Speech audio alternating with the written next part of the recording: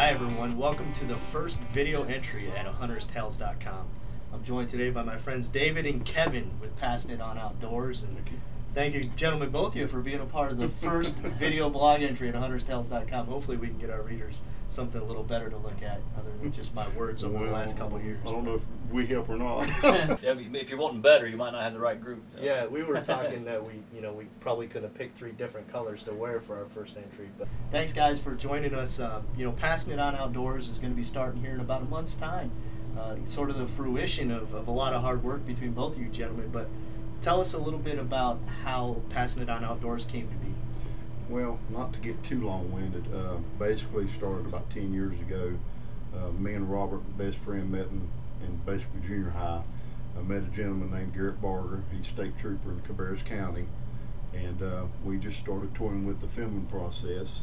And each year we got a little more different and a little better equipment, but there was something just missing as far as cameras. So about 5 years ago we started searching for a bigger broadcast quality camera, and run across the camera, and lo and behold, it was from Ken Cobb, Hunt World Southern Style. So called Ken, went down, looked at the camera, met, and instantly a relationship was developed. And about 2 weeks later, Garrett called me and says, Ken's interested in us maybe doing some filming for him, which blew me away. I mean, we would always wanted to been associated with the show, and this was a great opportunity to get our foot in the door, I would say. So started with Ken, and of course Ken gets to hunt for a living and we have to work for a living. So 2 or 3 weeks out of the years when we were with him, we would go to Illinois or just local hunts, and really got bit bad on the video side of it. But about 3.5 years ago, sit down, this was before Ken and Hal had separated, and watched Hal put together a show, and was just fascinated how he took this basically standard footage, means nothing, and put it together and told a story of their hunt. So I started teaching myself how to edit. Went out and bought computers. Basically my first video was off a Movie Maker on the laptop. So anyway, one thing led to another, and we stayed with Ken for a couple of years, and as we were doing that, we were still filming because we was only with him 2 or 3 weeks out of a year. Sure. And then more people kept coming on board, and more people kept coming on board. Met Joe Finney from Logic Creek Calls. Met some guys from Stanley County that actually wanted a DVD done. I was going to do a DVD for them, and when they got the price, they changed their mind and says, how can we help you? So they came on board, and then of course Kevin come on board, and he's just like, what I need to learn, tell me what to do, what I need to buy, I'm here to help. So he's came on board with the editing side, but he's a traditional archer, so that puts a new little twist in our show as well. And then you got the goose hunters and the duck hunters from Logic Creek Calls. So basically we were going to do DVDs. That's how it started. And as the season progressed, we started looking at the footage and said, hey man, we got enough to do 13 shows. So we went in the search of a network and found Time Warner Cable, and we felt like that was a good fit, but it just, I was wanting to do 3 counties, Rowan, Cabarrus, and Stanley. Yeah. Lo and behold, now we're launching in 3 weeks, 4 weeks, and we're going to be on Fox Sports South in 6 states, which is 12.5 million households.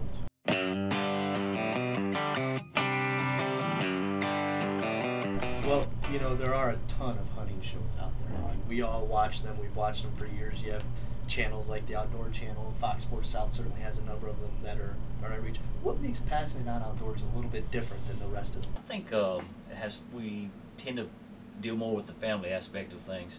Most hunting shows, they tend to be the same. They have basically stars of the show or this type of format, and ours is so spread out. Involving the kids. Most all of our hunts involve someone that has influenced one of us or somebody on the shows some way in the outdoors. Sure. So, and it just brings in a whole different format to the show by involving everybody in the families, from our kids to uncles, granddads, whatever. It involves a lot more people than just a few stars. Sure. Well, as you've been putting it all together, what's kind of been the biggest surprise that you've seen? How it's happened so fast. Sure. Like you said, I mean, they did their thing to get themselves started filming, and I was doing my thing over here, getting myself started filming. Wanted to do. And it was the Wheeling Sportsman's Hunt. I called Kevin and said, "Man, I really could use a cameraman to film this hunt," which Wheeling Sportsman's Hunt is a disabled hunt, and he just done a fabulous job, and he just kind of stayed with us. The rest is history, right? Yeah, the rest is history. Tell me this, David. What's it going to be like when that first show airs and you're in so many households across the country? I don't know. I mean, I'm excited and scared to death all at the same time. I mean, because the networks, their guidelines are so strict, and if you make one little mistake, they send the film back. So you don't want that to happen. So I've kind of crossed all my T's and dotted all my I's, and hopefully we've got everything squared away. But to touch a little bit on what Kevin said, his aspect of the show is a little different than mine. I wanted the kids to be involved simply because I was raised in a single family. My dad left when I was really young.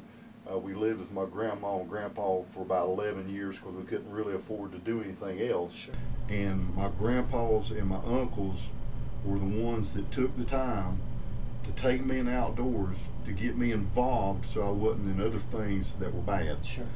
And that's why I'm so passionate, and everybody else is too, but it's really real for me because I want to make sure that all the kids are involved. And every show's not going to be about kids, but we're going to try our best to involve our kids somehow.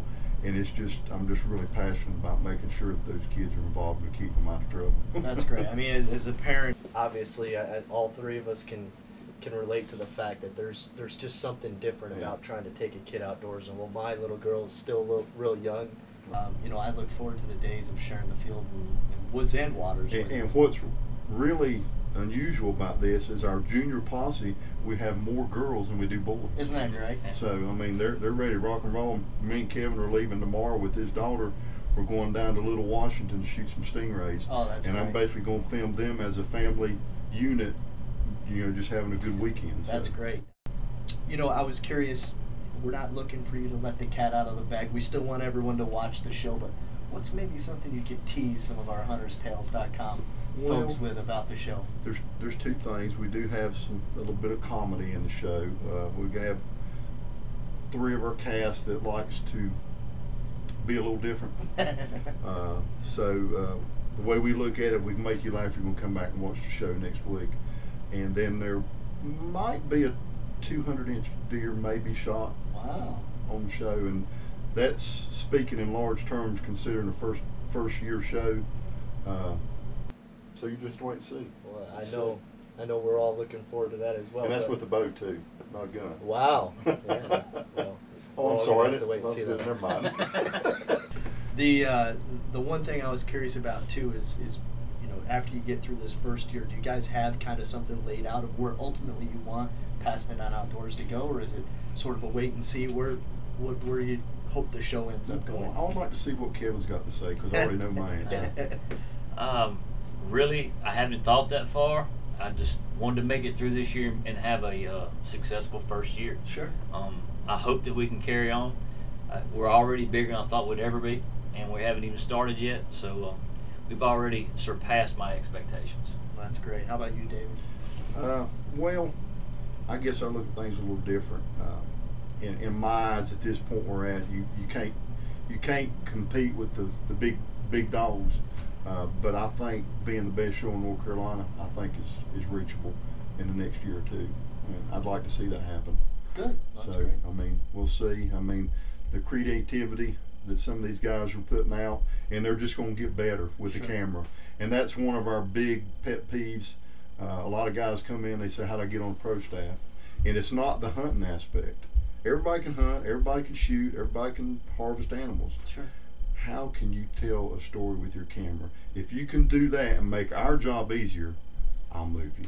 That's a great point. And before we round out, I would love if there's one tip that from each of you maybe that you could share with some of our readers who are trying to get into filming their own hunting for the first time, you know, what would be that one thing that you would want to share with them right now? Go ahead. I already got my answer. Never turn your camera off. Just let it roll. The more footage you can bring to the table, the better off you're going to be, and you'll be able to express yourself a whole lot better. Is that something you learned when you were trying to edit a package? Oh, or something? definitely. I taught myself that by trying to edit. I was like, well, man, I thought I had way enough footage, and I can't even tell what I want to tell just because I should have did this and I should have done that. And if I'd have just let my camera run more, I'd have been way better off. Sure. That's a great piece of advice. advice. Well, he's got a great point, because you can't never have enough. I'd rather have it and not need it than to need it and not have it. Sure.